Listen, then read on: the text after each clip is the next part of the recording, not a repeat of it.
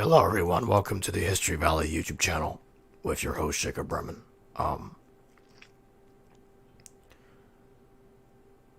As I reflect upon the most recent videos that I did, which at the moment I'm not very impressed with them, I realize I've been moving too fast with this research.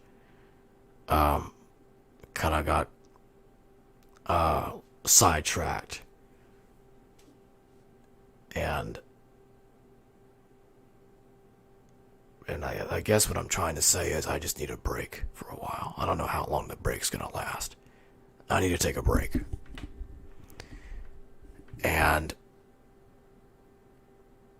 I need to think things over.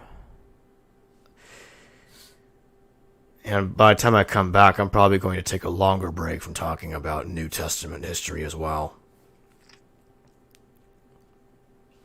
And then I'll go from there. Anyway, I'll roll out the intro. Hopefully some people will get to watching the stream after the intro is over with, and then I'll keep talking about it. So let's go do it.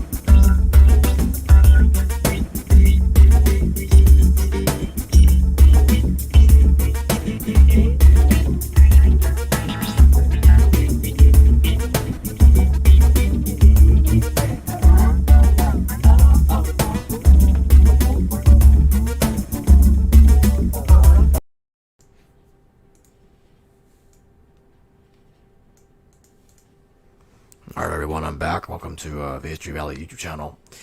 My name is Jacob Berman. Let me turn on the gain. There. It's possible some of y'all weren't hearing me. Okay, so we got 3 people watching. That's good. If anyone has any questions, please throw them in the live chat, and I'll get to them when I can.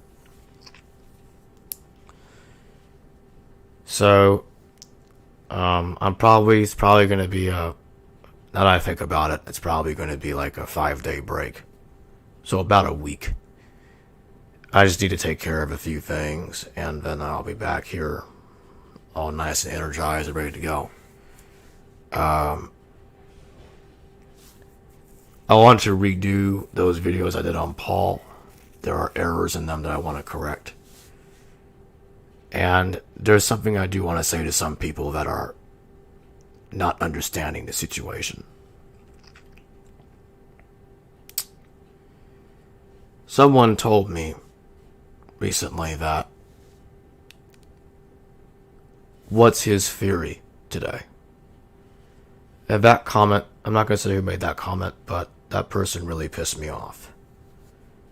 And I'm like, okay. Well, let me tell you something. What's your theory today? Yeah. What's everybody's theory today? Because, quite frankly, as I've said before many times, I'm not the first person to say it. The people look at the same evidence and they come to different conclusions about them because it's fragmentary. It's fragmentary. And that person that criticized me admits that. So that's hypocrisy. That is hypocrisy. So anyway, I had to talk about that. I couldn't keep that to myself. That was boiling my blood. But I will not say who made that comment. Because while that pissed me off, that doesn't piss me off like someone like Ralph Ellis or Russell Gumerican level of pissing me off. That's a different situation.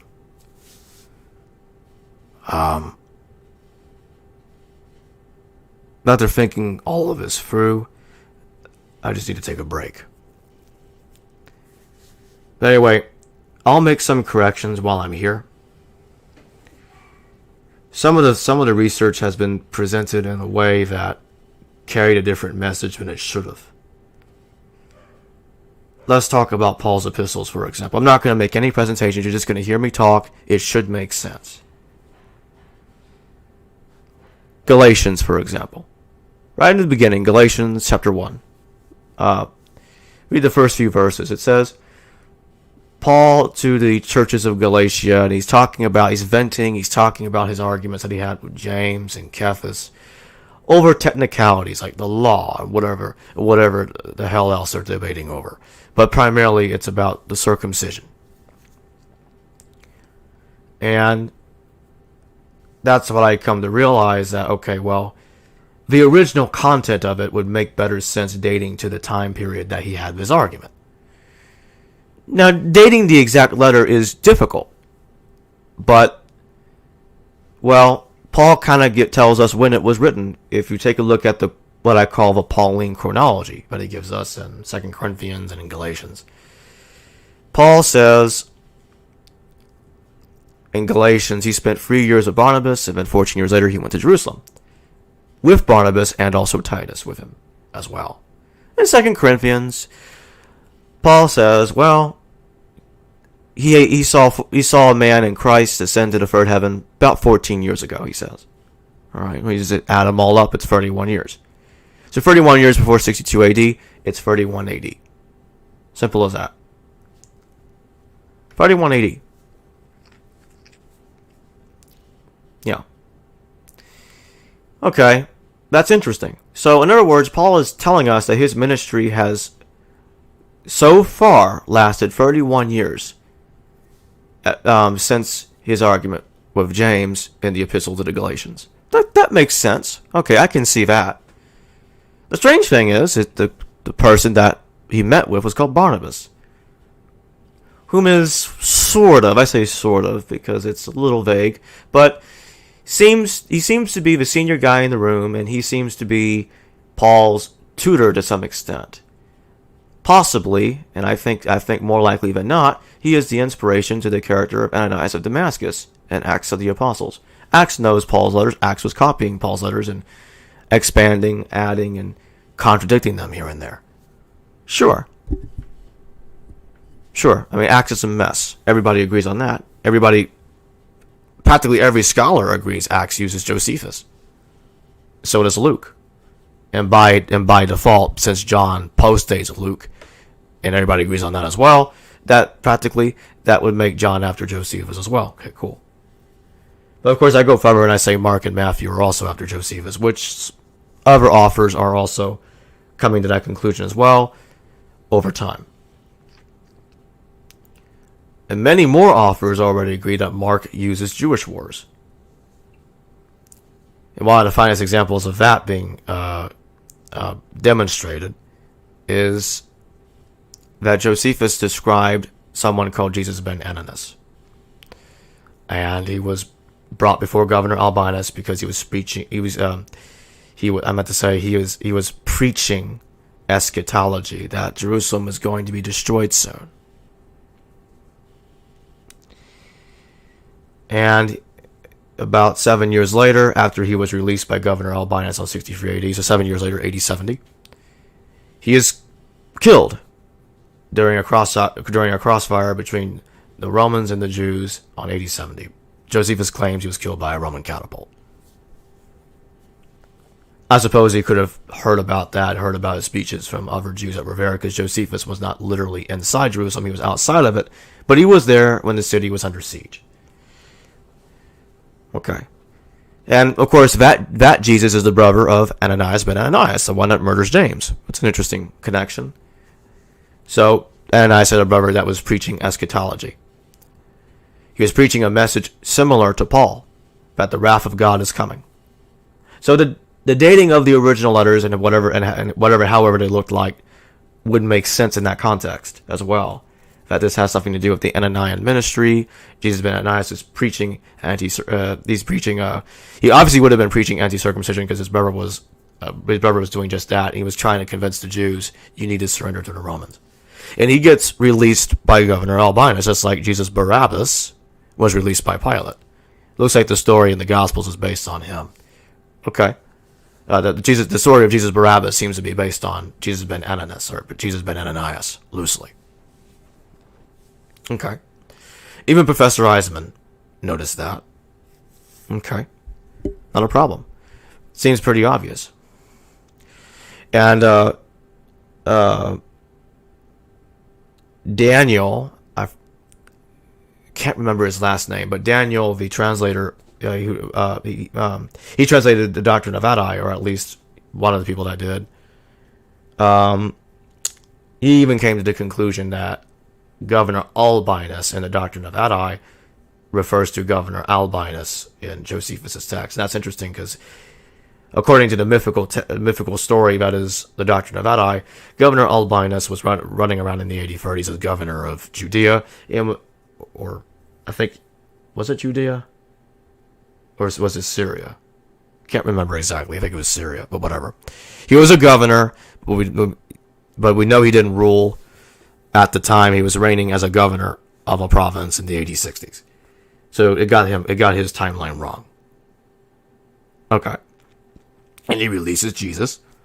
And the Gospels say Pilate released one of the Jesuses that was brought before him while he crucified the other Jesus, Jesus Christ.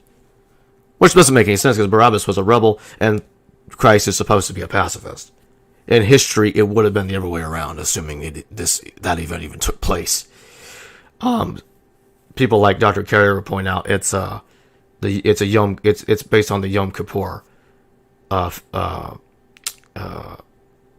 festival in Judaism, in which one lamb bears the sins of Israel and is sacrificed, and the other one is released. Something like that. One lamb gets killed and the other one gets released. And Jesus is called the Lamb of God too, ironically, in the Gospels.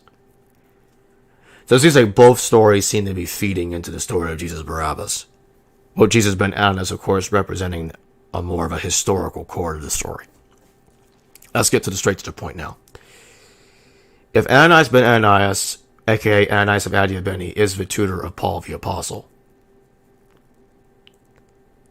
which is the wee document of Acts. I call it the Acts of Tertius because I think Tertius wrote that. The wee document says Ananias of Damascus taught Paul, aka Saul of Tarsus. If he is Ananias ben Ananias, which I say he is, and the evidence points to that anyway, then it means that the person that murdered James taught Paul, and Paul was in league with him. That means he was working for the high priest. I think there's someone called I actually can't remember the person's name correctly, so I'm not going to bother. But anyway, on top of all of that, that same Ananias had a brother called Jesus ben Ananias, who was preaching the same exact message, eschatology, the same exact eschatology that Paul was preaching. So, that being said, I had to think to myself, that's either a hell of a coincidence, or Josephus is aware of the Pauline ministry. And it seems like he is. He talks about Saul being at Philippi. And obviously at Philippi, that's where Saul, aka Paul, supposedly wrote the epistle to the Philippians. Now, as far as I'm aware of, scholars think that Philippians is actually 3 different letters that's been compiled into one letter. And obviously the person that would have compiled it is Tertius, because he's compiling all kinds of material together in Paul's letters, including things that Paul didn't even write. He admits to doing this in Romans 16:22 anyway.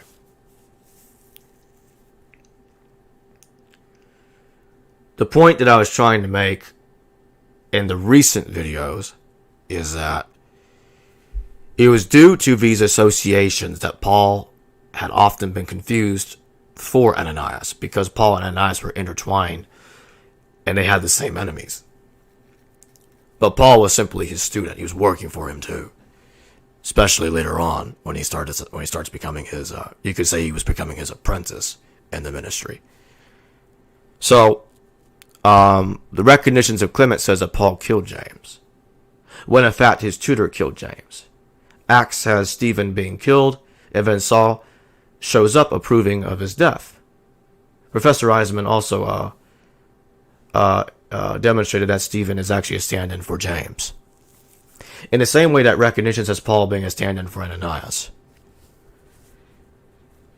It looks like early Christian literature, 2nd century Christian literature, was very confused as to who Paul actually was. So I had a couple of choices to make. Either something is wrong with Paul's identity, or something is wrong with the identity of Paul's tutor. And of course, the latter is the better answer. Something is wrong with the tutor. But at the same time, the former also is true as well. There is something wrong with Paul's identity. The epistles avoid calling Paul Saul the entire time. Another big point that I was attempting to make in recent videos, but it didn't quite come out right. Let's take a look at some comments. Man Bear says, scapegoat ceremony, Yom Kippur. Right. Dustin Elleber says, what is the purpose of changing the names in your opinion? Well, when the letters are being compressed and redacted by Tertius, the first redactor of the Pauline corpus, Tertius had a problem. Paul was in league with the man that killed James the Just. Or Saul, really. Most of what's in the Pauline epistles was okay for Tertius to deal with, but there were some pieces of it that were just unacceptable. He compressed the Pauline material, making it look like 2 Corinthians was one letter, but it was either 2 or 3 letters. So, what he did was he compressed the letters to confuse the Pauline chronology, and he changed the name of Paul's tutor. He changed the name from Ananias. With a stroke of a pen, he changed it to Barnabas. And he got the idea from reading Josephus' life, his Vita, his autobiography. Josephus used the name Banus as the nickname for Ananias ben Ananias, his tutor, whom taught him for 3 years from 53 to 56 AD. Nearly a decade earlier, that same person taught Paul. So Paul and Josephus were taught by the same man. So that's what is happening with Tertius. Tertius he doesn't want us to know that the real Paul was working for Ananias. And Ananias is really he's the boss. In a way, one could call him the head apostle, because he's the real deal. And it's because of that reason that there are actually some Christians that thought he was actually Paul. Paul was a student, but they weren't too far off. That doesn't mean that there were no letters written before AD 70. There certainly were. Because it wouldn't be necessary to compress them if they weren't. That's what Tertius is doing. He's compressing the letters because of that. I have to admit, it's a lot even for me to keep track of. Even for me. And I know that there are people out there that they want it. They want everything about Paul to be fake. It's basically Pauline mythicism. I'm like, no. No, that's not the answer. Because anyone that thinks like that is missing the point. It ties back to Ananias ben Ananias. That's bad enough already. The fact that it does, the fact that there's evidence that Paul was taught by that man, is all the evidence that we need. It's all the evidence that we need to discredit any moral values in Paul's ministry. Because there are no moral values in his ministry. It's a mess from beginning to end, top to bottom. The letters that we have, in the form we have them, they were not written by Paul. However, the original 2 Corinthians, the original 1 Corinthians, the original Philemon, the original Romans, the original Galatians, the original 1 Thessalonians, okay. Those are fine. The originals. Take out the compression, take out the interpolations, take out the Tertian nonsense, and we get authenticity. We get to the authentic tradition. Some people will say, well, if this is true, I mean, the Christians would have destroyed all this. Well, that's just the problem. The Christians, all they had was those letters. They didn't have anything else. They had no choice but to preserve them. Even if they destroyed them, they would have to rewrite them, which they did. They rewrote them in the way they liked it, but they still had to use them, no matter what. As embarrassing as it is, it's all they had. Otherwise, they couldn't even try to make their case. Not the things they say about Jesus. They couldn't. It's as simple as that.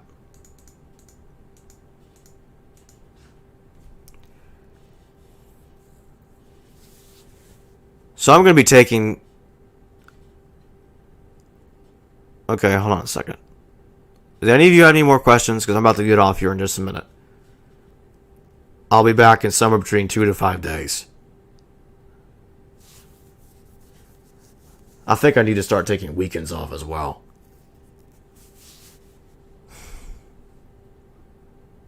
Any of you have any more questions before the stream comes to an end?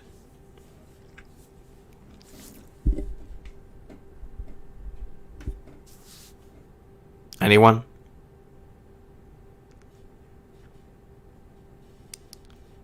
All right. Well, I'll be heading off then. I'll see all of you later.